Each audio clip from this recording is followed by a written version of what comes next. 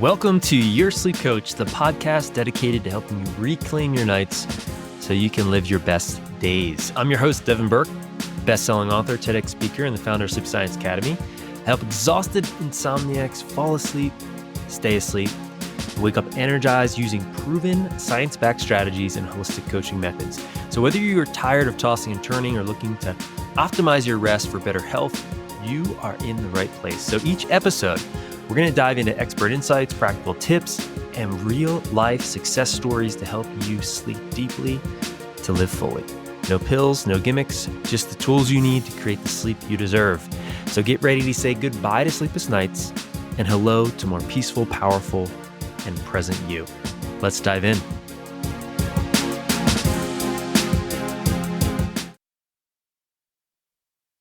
If you've been struggling with sleep, feeling stuck in cycles of stress and anxiety, or just want to learn how to wake up feeling truly refreshed, then today's episode is for you. I am thrilled to have a very special guest with us today, Dr. Nicole Cain. She's a naturopathic doctor and a clinical psychologist specializing in integrative mental health. Her unique approach blends natural medicine, neuroscience, and mindset coaching to help people heal from anxiety, trauma, and yes, chronic sleep struggles. In this conversation, we dive into how anxiety and past trauma impact sleep, natural solutions for calming the mind and body, practical tools you can start using tonight to improve your sleep, and so much more. So get cozy, take a deep breath, and let's dive into this transformational conversation with Dr. Nicole Cain. Dr. Nicole Cain, I am so excited and honored to have you, welcome you to the Your Sleep Coach podcast. Thank you so much for being here. I'm really happy to be here. Thank you so much for bringing me on. So we were talking before I hit record here about this, our quarterly training for all of our coaches at Sleep Science Academy was your beautifully well-crafted new book called Panic Proof. And so we dove deep for a full quarter into your book, studying all the different things that you share about your approach. And it was just fantastic. So I'm really excited to dive into that at a deeper level. And those of you that are listening to this, definitely go ahead and order Panic Proof right from the start. I'm just going to tell you, just go and order it. This book is amazing. It's so comprehensive, and it really is a unique approach looking at anxiety and panic, which we're going to talk about today. So let's, why don't we start by you sharing a little bit about maybe your personal and professional journey that led you into, the field of naturopathic medicine and mental health. I wrote the book, as it is for many of us, that I so desperately needed for so many years. And when I think about the creation of this book, I don't know if you resonate with this in your work too, is part of me feels so very grateful for having a lived experience that I understand and have triumphed over. But then also just a sheer appreciation for how much suffering can come with panic and anxiety. And so as you're like talking about this book and reading this book, I'm noticing those emotions that are coming up, and I'm so grateful for that, having that meta awareness. So for those who were drawn to the title of this podcast episode, or who are struggling with anxiety or maybe even sleep, is I hear you, that hope in one hand and that just grief and depth of suffering in the other hand. And so a lot of it for many of us, it begins with early childhood experiences. And your brain, your body is so wise. And every single experience that you have, good or bad or anywhere in between, will change your brain and your body and your nervous system and all these other complementary systems like your immune system and your hormones and your behaviors, right? And so our symptoms that come up are just simply data points. They're information about our story. And growing up for me, my story was stress. It was childhood neglect. It was poverty. And I came into a healthcare system that told me that my symptoms were bad. And I needed to go to the authority, oftentimes in a white coat, to suppress my symptoms away. So by the time I entered college, I was on 6 different prescriptions and no healthier. I had horrible allergies, I had horrible anxiety, I struggled with sleep. I had a lot of criteria in order to sleep, and you and I talked about this before we came online and recording, and that's what happens when we go through a lot that doesn't get unpacked and healed, is that our worlds can feel smaller and smaller and smaller, and that's what was happening. And then I decided I want to be a therapist. I feel like I could psychoanalyze like the best of them. I'd been doing that for my caretakers my entire life. I've been impression managing, trying to predict their moods and make them happy. And I was like, psychology feels like a great fit. And so I went and obtained my master's degree. But then I remember there was this turning point for me. And I was working in the northern suburbs of Chicago, and I was working in an adolescent rehab. And there was this girl sitting next to me, and we always went around the room at the beginning of group therapy. It's like 8 o'clock at night. We're going around the room, and we always say our name, the drug that we're working on coming off of. I was a therapist, so I would always say, "Oh, my drug of choice is life." They'd all roll their eyes so hard they'd fall on the floor. And and then we would talk about how long the adolescents have been sober. So anyway, so she's next to me, and so she's drinking this really caffeinated drink. I don't remember what it is, something like Red Bull or Monster, something like that. And she's drinking that and talking about how the substance that she's working on recovering from is cocaine, and that her concerns that had been primary that week were panic, anxiety, and insomnia. And I'm looking at her as she's, like, drinking this Red Bull, like, 8 o'clock at night and thinking about how it's not always just top down. It's not always just, I can use positive thinking, motivational interviewing, logic, cognitive behavioral therapy. Sometimes the body just doesn't care what our logical brain has to say. Moreover, sometimes our logical brain is on Pluto, right? And we don't even have access to that. So I was sitting there and I was like, "Oh my goodness. I can't keep doing this. She deserves more." So we sent her to the psychiatrist, as was the protocol. It's out of a counselor's scope, at least my license, to talk to her about diet, lifestyle. And they gave her Ambien, which I know a lot of people in your world are familiar with. And so now you have this brain, it's on a very habit forming hypnotic that's dealing with all these other things. So anyway, long story longer, I ended up finding naturopathic medical school, and being from the Chicago area, I'd never heard of it. It's much more common in this periphery of the US, so, like, Oregon and California and Arizona and, all these different places. And I was like, "Oh my gosh, this is too good to be true. The body can heal itself, and I could learn to do that. I can learn acupuncture, I can get a license, I could get a DEA, I could do all of the things, but within what my soul feels like it believes in." So I went to naturopathic school. I graduated. I was in the top of my class. I did a residency. And my nervous system, she's like, "Girl, I got you. We're going to have autonomic arousal, that fight, flight, freeze, to get me through board exams, to get me through all nighters studying." She was adapting. My mind, my body was adapting. Wow, what a gift to be able to adapt. But then, as I was the expert at helping people with anxiety, I found myself in this horrible spiral down. Mm. And I wasn't sleeping. And then suddenly all of the tools that I had turned to help my patients didn't work. I was taking amino acids like Happy Sleepy Powder. Maybe you've seen that one online. I was taking all the different things like Kava Kava. I was taking Ambien. I was taking benzodiazepines. I was taking escitalopram, which is Lexapro. I was doing acupuncture. All of the things you can imagine that somebody might try, I tried that. And it got worse and worse. I lost so much weight. I stopped having my period. I was laying in the sun, just like, "God, just take me." It was my rock bottom. And out of that, I started the process of really looking at obstacles to cure for me. Obstacles to cure are those things that get in the way of us really, truly healing. And I ended up having to make a big change in my decisions. I sold my practice to my business partner. I moved across the state, and I started to cultivate a life that was panic calming that allowed me to calm and sleep. And so I've been doing that with my own health and with my clients' health for the past more than 15 years.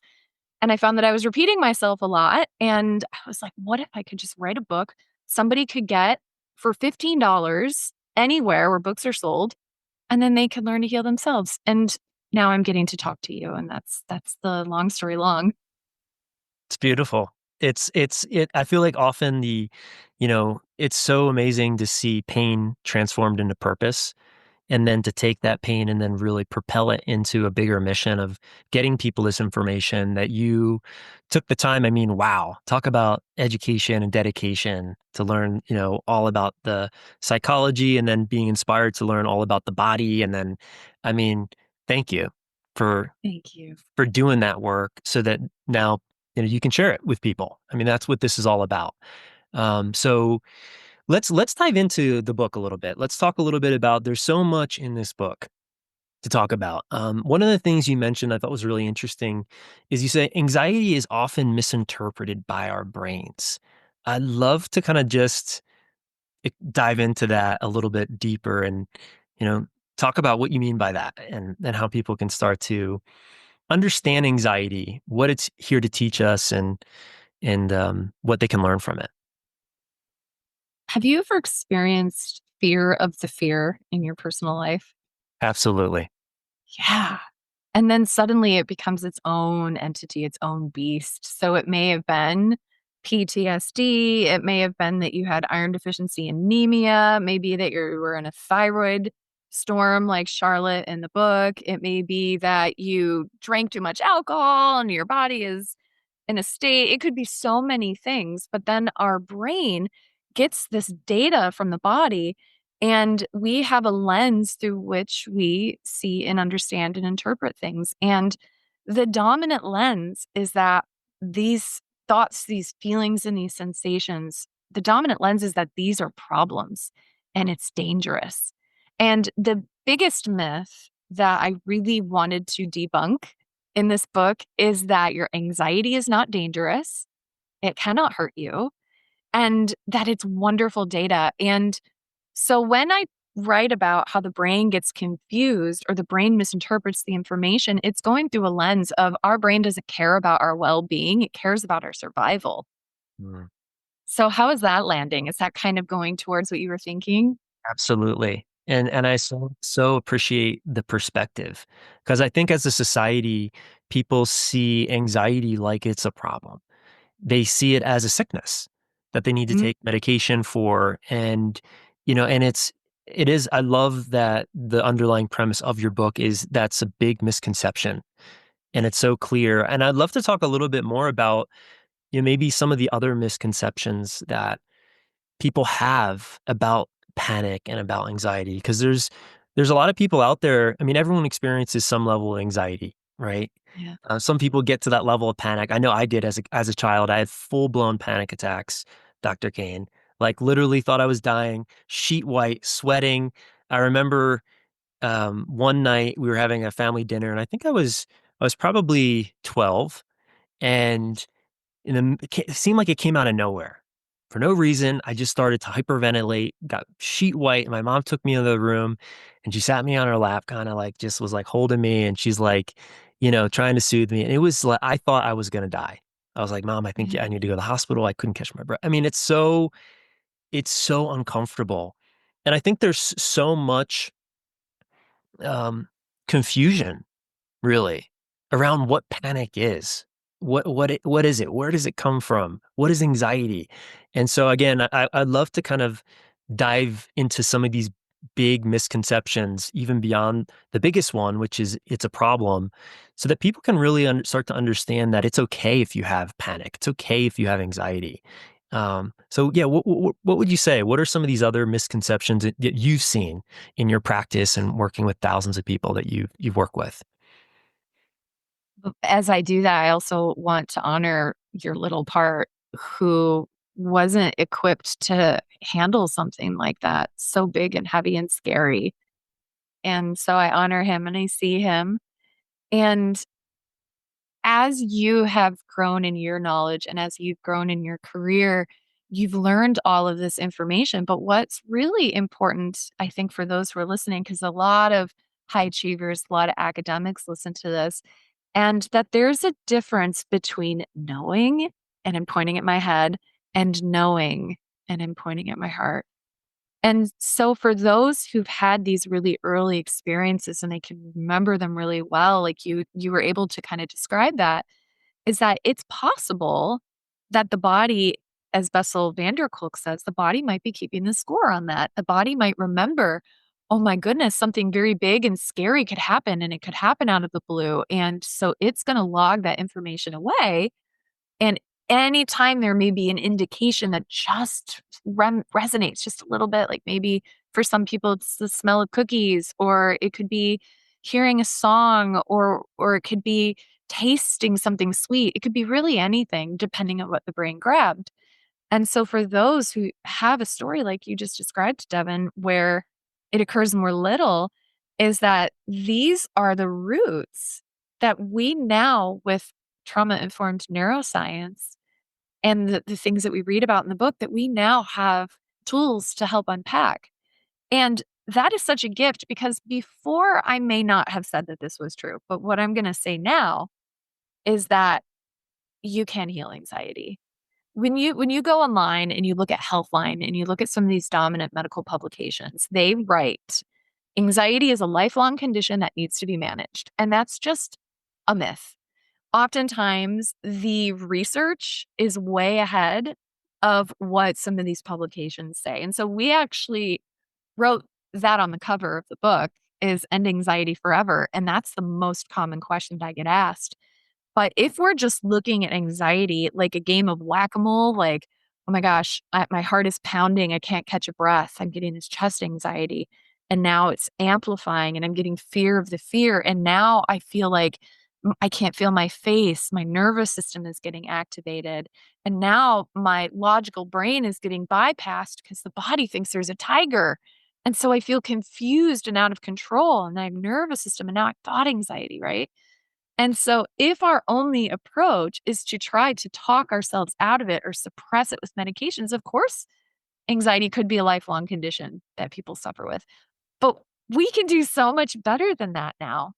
So one thing that is really practical, that those who are listening, if we are able to hold that space for that lived experience, and some of us, it's many lived experiences. I would call what you described a big T trauma. It's like a big, out of the blue, really frightening event for your part. And some of us have many little T traumas. Those are little events, little moments that can really accumulate and add up over time. But if you can allow yourself the space to zoom out and to just notice the anxiety. And here's a story that I heard from a patient once, is you want to imagine there are two birds and they're on parallel wires, and one wire is closer to the ground and that's the lower bird, and another wire is higher above the ground and that's the upper bird. On the ground beneath these birds is danger, mayhem, chaos, dumpster fires, you name it, it's happening. Whatever humans go through that's stressful, whatever this world experiences collectively is stressful. What our epigenetics has brought through into our present DNA is stressful, right? All of those things can affect us. And so the lower bird, she looks down and she's like, whoa, she's recoiling and she's so afraid. And the heat waves from the explosions are hitting her and she's in it. She goes right back in it. And what I would encourage us to practice doing, in mindfulness can teach us this, is to imagine that we're the upper bird, where he is able to look down and see everything, but she's not in everything. So that first step is to just simply acknowledge and observe and allow your body and your brain the corrective experience of trying to hold space without having the need to react to it or judge it. So that's the first thing, is I know it was a little bit of a pedantic answer, but one is debunking the belief system that anxiety can't be solved, And then one of the very first steps that trauma-informed neuroscience has taught us that we can do to tackle it. I love it. I love it. And it's the same with insomnia. If you go and research insomnia, it's lifelong affliction, and you start reading about, how this is you're gonna have to be on Ambien or some other drug for the rest of your life, and even though these are meant to be prescribed for a couple of weeks, not years or decades, but most people end up taking them for years or decades until they really can Mm, start to acknowledge that other little bird mhm, and mhm, sort of have a separation from their thoughts and witnessing their experience without judging it or pushing away or, really doing the work.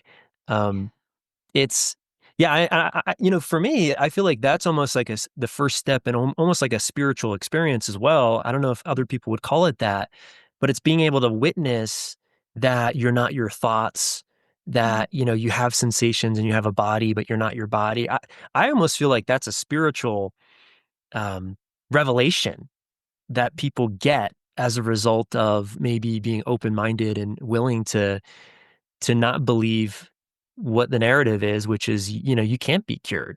This is a lifelong affliction. You're gonna have to be on pills and in therapy for the rest of your life, which we mhm. know it just isn't true. It isn't true. I think So about psychedelics being so game changing for people because I feel like so many of the seekers that are listening to podcasts like this, that are reading this book, they're people that didn't just oftentimes casually just find, like, oh, I'm going to read Nora Roberts and then I'm going to get Panic Proof and then I'm going to get, whatever. Usually they're seekers. And so I think that exactly what you're saying is I think there's a real profound truth to that knowledge of the spiritual component, but we've spent so much time in the cognitive and the physical.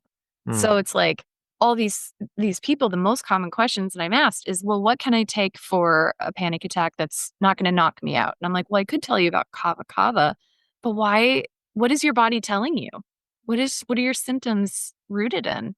Or they may ask, "Well, what is something that can help me fall asleep because I get anxiety going to sleep?" Well, maybe a little bit of theanine or valerian root. But what is that all about? Let's get curious. Let's become companions with our symptoms and start to befriend them maybe even. And I think psychedelics can help people with that part is removing ourselves, looking at it from a more connected place that's been really under recognized. And I think the world is just blowing up because of it. it's ready. It's It's ready. ready. It's ready, Yeah. and it's needed.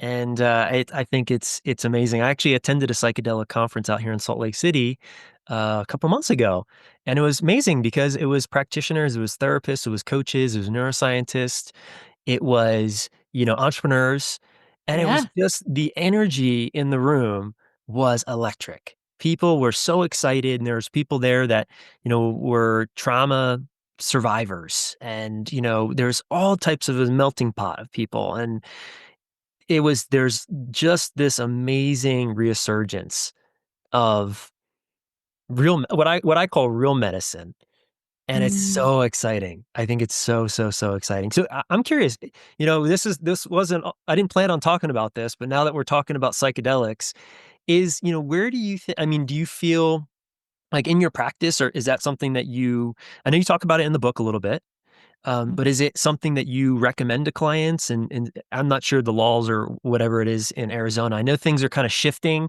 There's right. there's a big shift happening in a few states, which is fantastic. But I'm curious, is that part of your practice when you work with somebody, if somebody's open to it? Not yet. At present, I don't have a client base. I'm not seeing patients, and it Oh, okay. allows me to be really fully present with conversation with you and to write, and I have an online membership where I teach people, but I'm not practicing medicine currently. That being said, if I was, I think that where I would wanna begin is more with herbal companions, and so what's lovely is that psychedelics are opening the doors to plant medicines, which used to be really largely in the domain of herbalists and naturopaths. And so we have these plants that are growing all around us and can do so many amazing things, like Mm, ashwagandha, maybe something your community is aware of. It's a wonderful plant. It grows in the woods in many regions of the country. It has been studied in clinical trials to help reset cortisol rhythm, and cortisol stress hormone is part of our entire biorhythm. So, but ashwagandha doesn't just grow by itself in the woods. It grows with all of its friends, all of its companion herbs. And so what I've been really passionate about in my practice is selecting herbal medicines that they can get at the health food store that are really tailored to their unique needs. And will I use psychedelics in my practice in the future? Maybe. Hmm. It's not my area of expertise yet. And so I'm kind of eager to see where it goes. I love that you're using the word yet. Just makes me smile. It's so cool. Yes. It's so cool. Well, I appreciate, yeah, and it is, and you do talk a lot about, I thought that in your panic proof protocols, Yes. some of the things that people can, I thought it was so, I look at it like almost like it's you're a scientist or the person who's going through the panic or the anxiety, they could be a scientist and start to, tinker with these different tools and come up with different protocols with herbs and with, understanding. And let's I want to get back to the book. So you talk about 9 different types of anxiety in your book. So let's explore how understanding these different types of anxiety can help people heal, heal from their symptoms of anxiety and from panic. You read my mind. That was so good. That's why I was like doing a little clappy dance here. Is the more specific that we can be, the more specific our results will be. More Mm, general understanding will get more general treatments and oftentimes more general results. And generally speaking, anxiety gets thrown into this big bucket that's like, oh, you have autonomic arousal more days than not. It's affecting you and your life and et cetera, et cetera. And then the protocol is antidepressants, benzodiazepines, maybe psychotherapy if you're lucky. And they're going to try to not to be critical of psychotherapy, but largely they're going to try to talk to you about the logical approach, which again, that may be on Pluto if you're in a state of arousal. You biologically do not have access to that. So if you were to put on your researcher hat, actually, if you put on your researcher hat and where are you located right now? Where are you I'm recording actually from? just outside of Park City, Utah. Okay, so if you go into the biggest city in Utah, what would that be like? Salt Lake? Yep, Salt Lake. So you go into Salt Lake and you go during rush hour and there's all these people running around. If you asked people 9 out of 10 will tell you that they've experienced anxiety that's noteworthy. It's very underreported, so when we look at the statistics, especially in men, we're not gonna see that, but that's what we're seeing in clinical practice. And if you ask them, "Well, what is it like for you when you're anxious?" And we can write down all of those symptoms. Well, researchers have done that.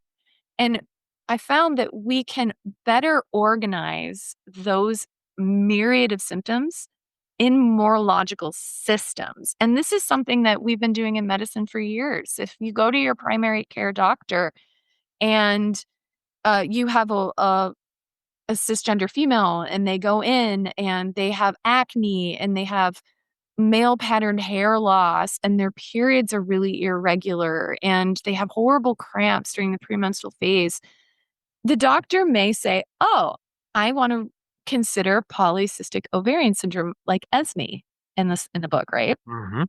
And so we have specific categories of symptoms that can then lead us to a specific series of tests that can then lead us to a maybe somewhat close diagnosis, which then we have researched treatments for. But anxiety is just like, you're aroused. What do we do? I don't know.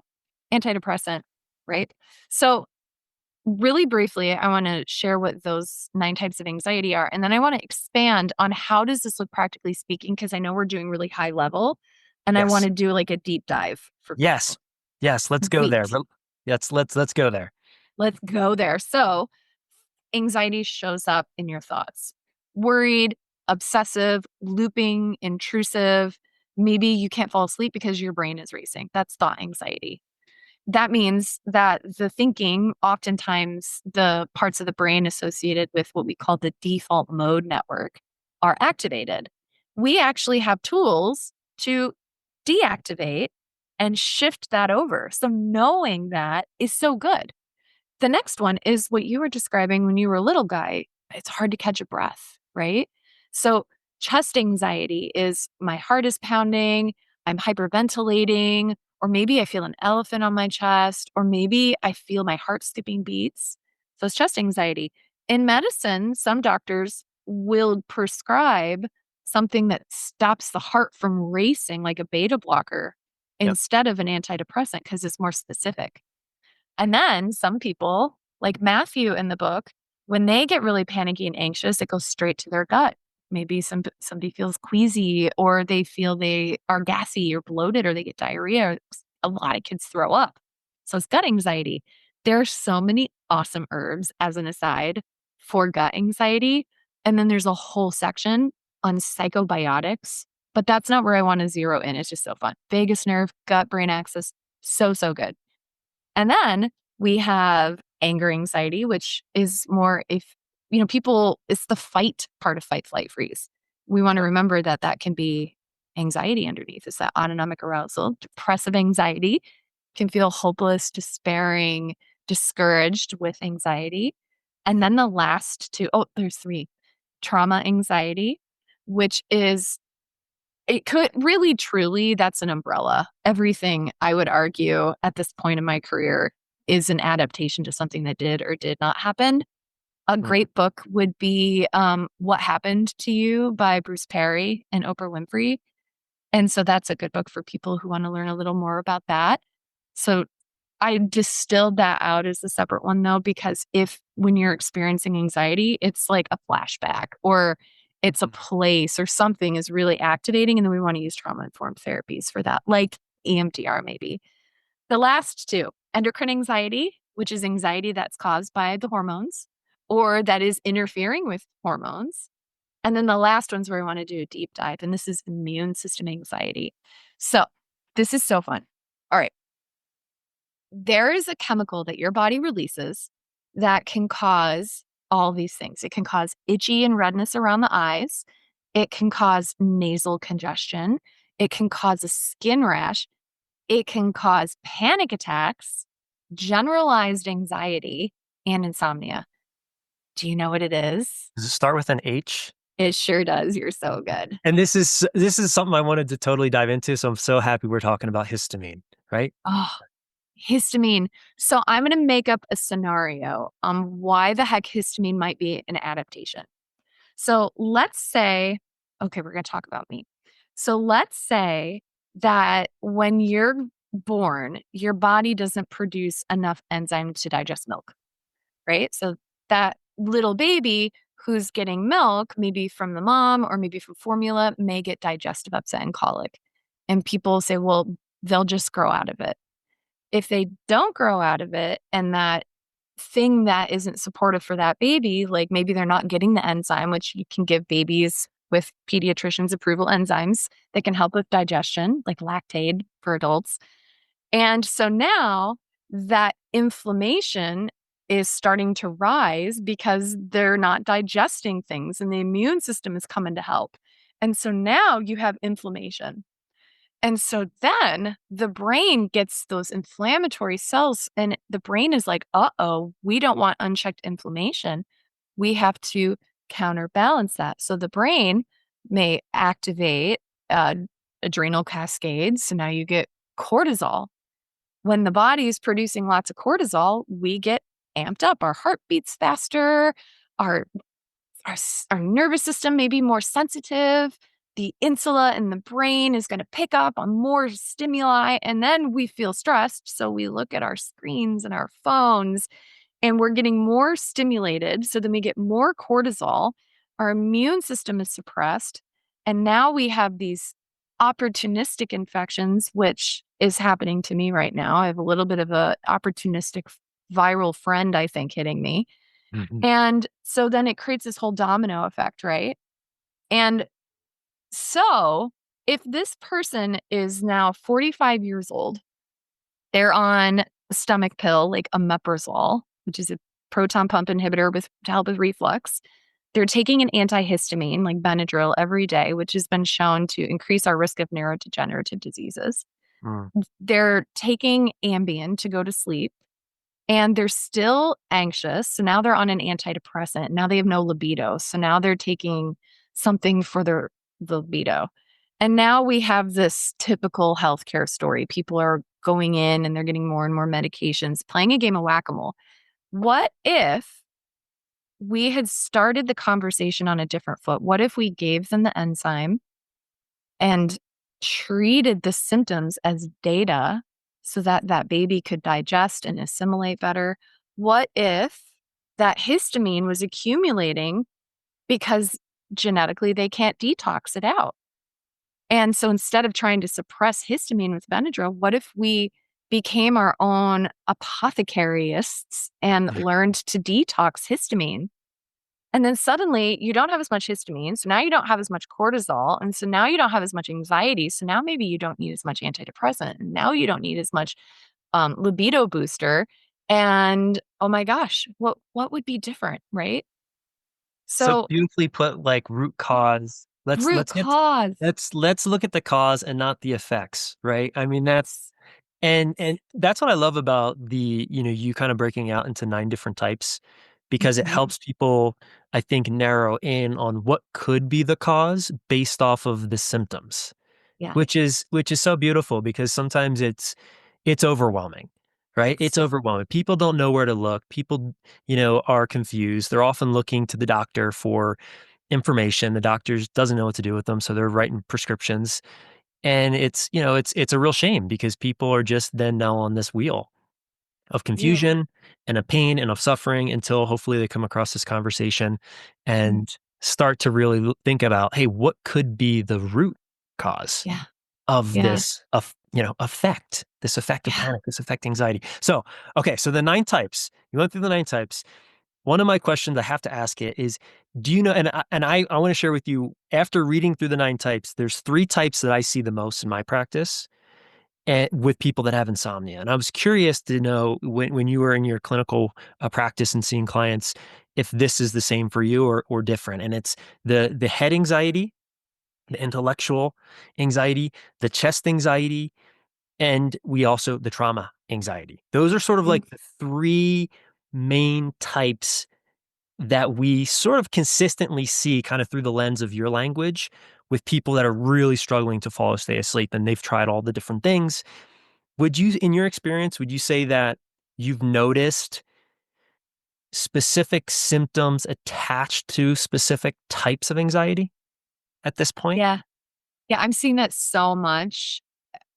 I think the thought anxiety in particular, I really resonate with the Anxious Generation book that was published. His name isn't coming to me, but I'm sure that if someone just Googles Anxious Generation, they'll see it.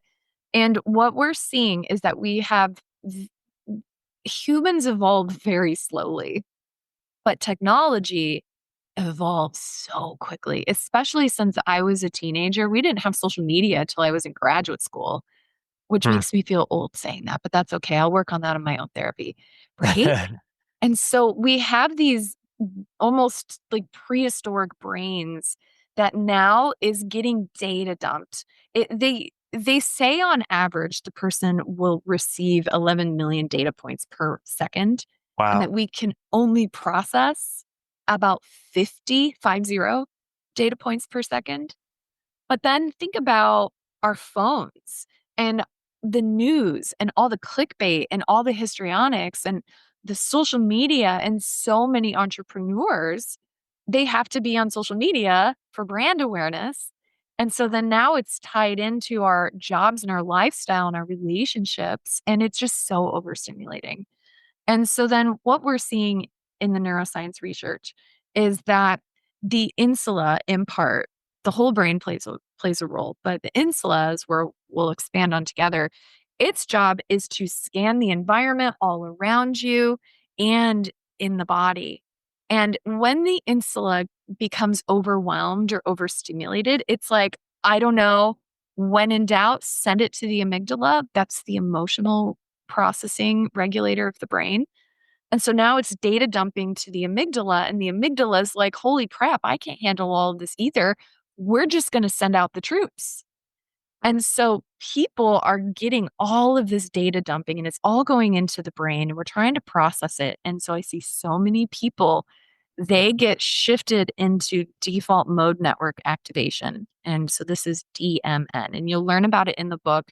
But in essence, what this is this is when you're on autopilot. This is when you're very self referential. This is when you're driving down the highway, you don't change lanes, you're just stuck. We see that these parts of the brain get more activated when we're overstimulated and when we're really anxious and when we can't fall asleep and our brain is just dwelling and obsessing, but it's not productive. So, what we want to do in this situation is we want to shift you into your executive control network. Think of this as your executive team. They're your analytical team. They're like, we got to take this exit off of this highway of panic. They're the dream team. This is the prefrontal cortex and the other parts of the brain that help you cope and be rational. And so I created a 4-step process for this because a lot of people, they're like, I can't, I'm on Pluto. I can't get logical. Well, yes, we have to help your body get there. So may I share that 4-step process? Please, please do. So step number one is we've seen in the literature, your fast track is to get back in the body. And so this is Marsha Linehan talked about this in dialectical behavioral therapy, where she teaches about touch, smell, taste.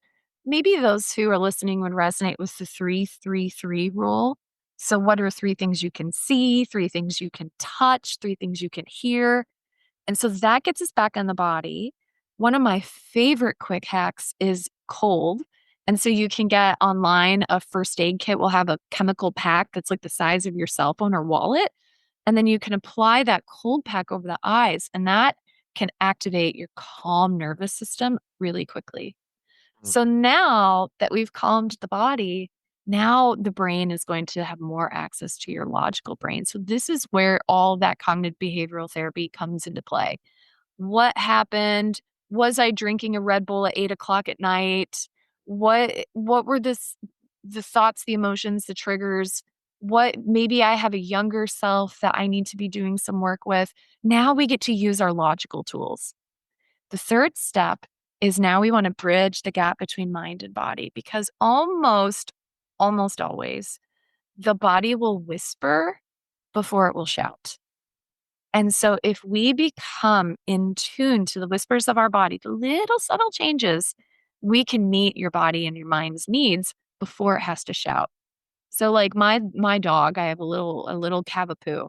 I can always tell when she needs to go outside because she goes and takes a drink of water and then lays down by the door. If I don't pay attention to that, she'll start barking at me. Mm. So by becoming more aware of those little cues, then you'll be able to target the body much quicker. So this would be mindfulness-based stress reduction practices, body scans. A practical body scan would be to, while you're brushing your teeth in the morning and at night, is just to notice your feet and work your way up the body, just noticing it. And then the fourth step is arguably the most important step. And this is what I've been talking a lot on podcasts with professionals about because the professionals are like, finally, we got people calm. We're going to cruise with that. But that makes our window of tolerance smaller. So, what we want to do in step 4 is we want to practice putting ourselves in arousal and rescuing ourselves. Mm. Like So, exposure therapy almost. it's like exposure therapy. Exactly. That was Yes. brilliant. So Yes. so I love it. You just walked us through how and in the book you have a beautiful analogy of the traffic light. And this Yes. is something I want so you kinda just walked us through the analogy of the traffic light, but can you tell us about the traffic light? And then I wanna kinda go backwards Yes. and sort of put each of those steps, like, so people can kinda see visualize, "Okay, I am heading into the wonky zone," as you call it. You know Yes. so you kinda just you put us through the traffic light, but let's tell people a little bit about that analogy because I thought it was so relatable and can really help people start to then implement, like, this 4-step process to get out of their heads and into their bodies and then to fully heal. This is so good. So most of us have seen a stoplight, so it's such a good cue. It's great to teach kids. And I would even recommend printing a picture of a stoplight and then coloring the red light and then coloring the yellow and then coloring the green. And so then what you're going to do is you're going to write down, I actually would start with the green and write down what it feels like when you're in your ideal state. Your body feels calm, your mind feels quiet. If you haven't been there in a long time, and as I say that, you're like, I don't have a clue, is just imagine what that might feel like. Imagination can be very powerful. If you can't even imagine it, then ask a friend what it might feel like. What would it feel like in your chest, or what it might feel like in your tummy, or what it might feel like between your eyebrows, or where would your tongue be resting in the roof of your mouth? And then write down what helps you feel more green. For me, it's hiking outside in the sun, moving my body, that makes me green.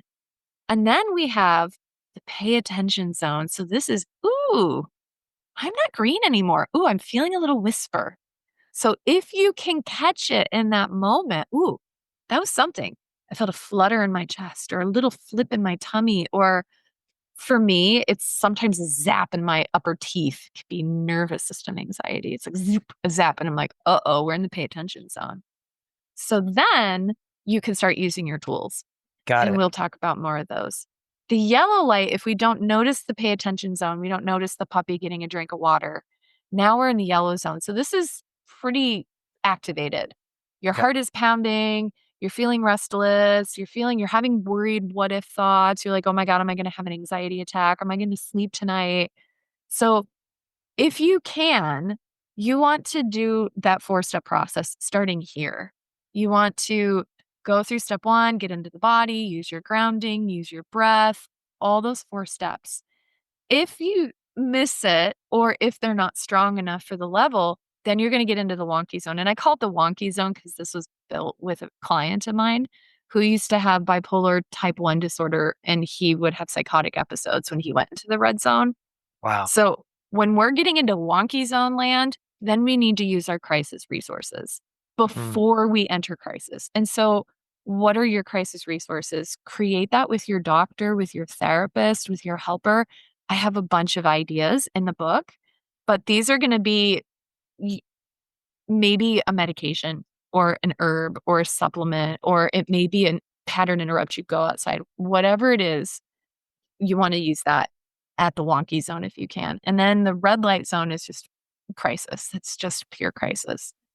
So, those are Thank you the for walking us through stoplights. that. No, thank you so much. I love that analogy. It's so relatable. And I think once people can understand and connect to what type of, anxiety or panic they have based off of, taking the quiz, then they can start the process of building out what does that green light look like? What is the, Yeah. you know, what is the my body's whispering to me to yeah, so and really start to create that protocol for themselves. I was talking to a doctor and I love what he said. He said the doctors of the future are the patient. I was like, man, I Mhm. love that. I was like, that is so good. And that's what I see this providing this type of resources for people. It really is empowering people to step into that place of responsibility and gain the clarity and the self-awareness and the body awareness to to listen to the body and then to do what your body's asking you to do and what your whole system's asking you to do and to trust that versus putting your trust in a pill or in somebody that has a white coat or even an experts us like it's like getting back into the wisdom, the intuitive intelligence of this beautiful amazing experience, this flesh suit that we're in. um, and it's amazing because it's so good to have a practical, easy to understand place to start creating that awareness. So yeah, thank you really so much for putting that together and for making it understandable. And I think you call it the spectrum of anxiety, if I'm not mistaken. Is that kind of what you call the? It's on Yeah, a spectrum. Yes. yeah. And understanding that spectrum for yourself. What does that look like? What does that feel like? And then what actions or inactions are necessary. And that's again, you Mhm. walk us through in the book, you walk us through each of these different types of anxiety, and then also where to start this, how to identify the spectrum that we're on, and then what tools could we use. So we walked through. You kind of gave us the 4 steps for is it head anxiety? Is that what we call it? Or intellectual I anxiety? call it thought anxiety, but I Thought want anxiety. people to take it and own it. Like, Okay. it's just me pontificating. Yeah, and I think, and for people that are listening to this, obviously the people that are listening to this, they're looking for solutions for anxiety, for sleep, and I think most people that are having sleep issues have some form of thought anxiety. It's present. Yeah. And oftentimes I think that there's overlap between some of these different types. And you do touch on that in the book, but I wanted to ask you about it because Mhm. when somebody's taking this quiz and starting to have a little bit more self-awareness around their experience, what do you recommend if someone is, oh, well, I take the quiz and it says I'm a thought anxiety and a chest anxiety and a gut anxiety. Where do I Yeah. start then? So they don't get overwhelmed with kind of coming up with a protocol for themselves.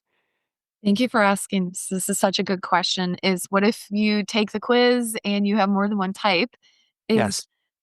is actually this is a perfect segue after the stoplight exercise is that if you can figure out what your first little pay attention is, that's going to be there. So for me, it may be a little bit of a butterfly. For your little self, it may have been, oh, I can't get a good breath. So it starts with a symptom or a couple of symptoms. And then as it amplifies, it's going to recruit more systems Got it. to be louder. And so when it comes to then creating your panic proof protocol, is that maybe if it starts in the chest and I work with a lot of high achievers. They're like, I can't knock myself out. I can't sedate myself. I'm about to go on stage, so I can't do the 4-step process. Like, I need something quick. Is that you want to find something that may do well for chest anxiety if that's where it starts. And so there's herbs and I have them by system. And so that is good. But also I wanted to mention when I was going through that like whole gobbledygook of like your histamine is high and then your cortisol jumps on and then your blah blah blah gets changed in its metabolism is that's just the body recruiting more systems to help you. And so we really want to practice those stoplight strategies and really do the interventions first, Got right it. when you can. Yeah, and I'm really happy that we clarified that. So what I heard you say, and correct me if I'm wrong, it's sort of you're letting the body speak to you, and what the body says initially is sort of the protocol that you want to sort of start with. Is that what you're saying, Dr. Kane? Exactly. Okay. Beautiful. Beautiful, beautiful, beautiful. So what happens when people ignore, suppress anxiety, or they don't let your dog Shiva? Is that the dog's name? You have such a good memory. Yes, Shiva. Shiva. Okay, you're not letting Shiva out of the door. She clearly has to pee. Yeah. So when people, and I think this is also a real challenge as a society. So especially for men, especially for high performers, there's like this suppression of feeling. I don't want to feel this. I don't have time to feel this. Feeling this is a sign of weakness. And people just push it down. They ignore it.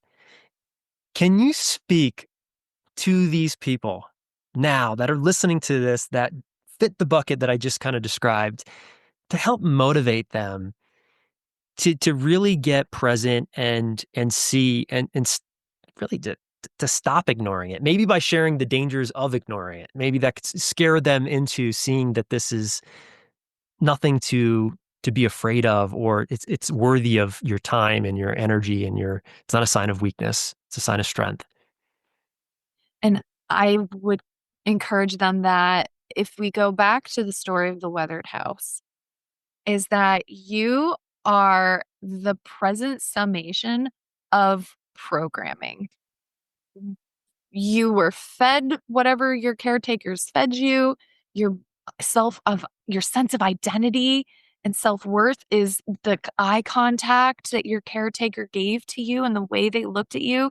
We have been being programmed by our environments every moment of every day. And so if your existing set of symptoms is a program that's running that isn't giving you more life, if it isn't giving you more joy, if it isn't giving you deeper connection, if it isn't bringing you to where your soul is on fire, then I would urge you to go back and do an audit of where those programs came from And do you want to keep carrying those forward?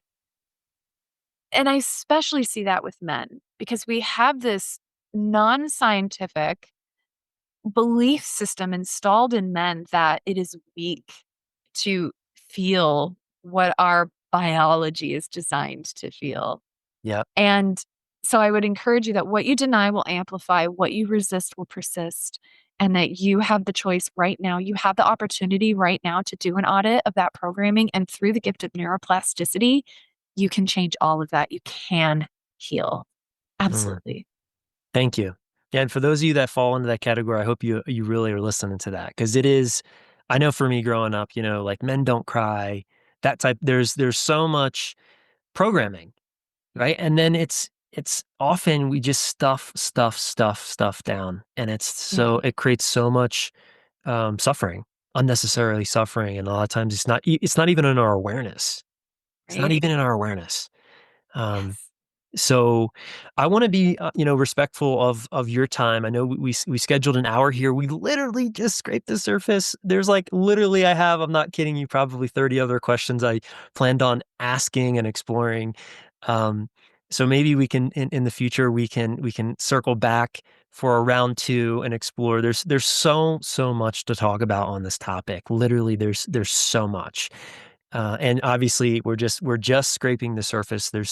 So but again, being respectful of your time, I want to wrap this conversation up, and I trust that the people that are listening to this are going to really take what is needed or what is necessary and take action on it, whatever it was. And I hope it's action to actually purchase your book and read it, and really make the space to do that because it really is helpful, and people do need to hear what you have to say, and also these protocols that are so clear and simple, and the system that you created is really just, is a beautiful thing. So I wanna thank you for that, and also just, thank the listeners for those people that you're still open and you're still curious because you're listening to this, and I wanna honor you for taking the time to join me and Dr. Nicole Cain, for this podcast. So we want to honor you for your commitment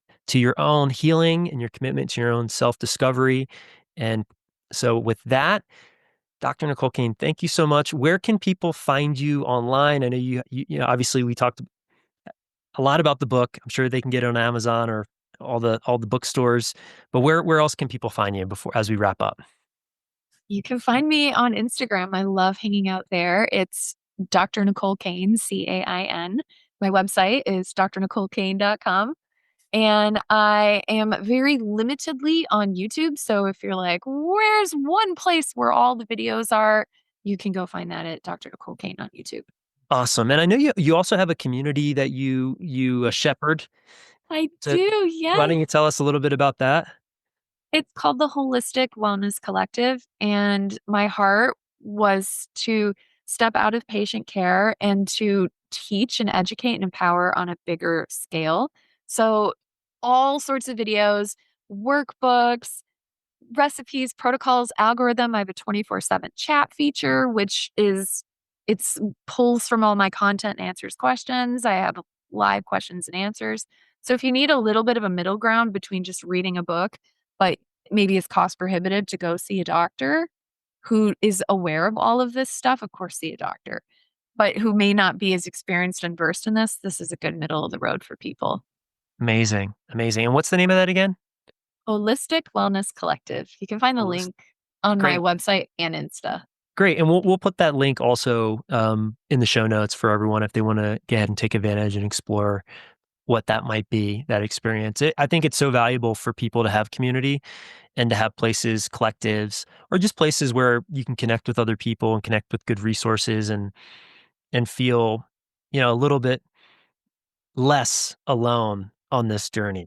Because I feel like oftentimes, at least in the work that we do at Sleep Science Academy, people feel really alone. They feel really broken. They feel alone, and they feel like their experience is unique. And none of those things really are true. And so, if you feel inspired, go ahead and check out the Holistic Wellness Collective. Check out Dr. Nicole on Instagram. She's on YouTube. and definitely check out the Panic Proof book. Thank you again for spending some time with us, for sharing your wisdom. And also, you have a podcast. Yes, and we're gonna have you on there. It's called the, health what it that's so funny. What is it called?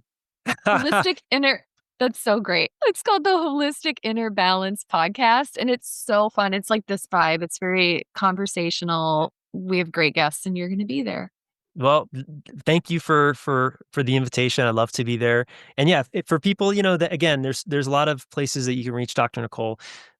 Find her wherever you feel like is the place that would resonate with you. And until next time, sleep well. Right. Now, if you're ready to take the next step towards better sleep and want expert guidance, my team and I are here to help.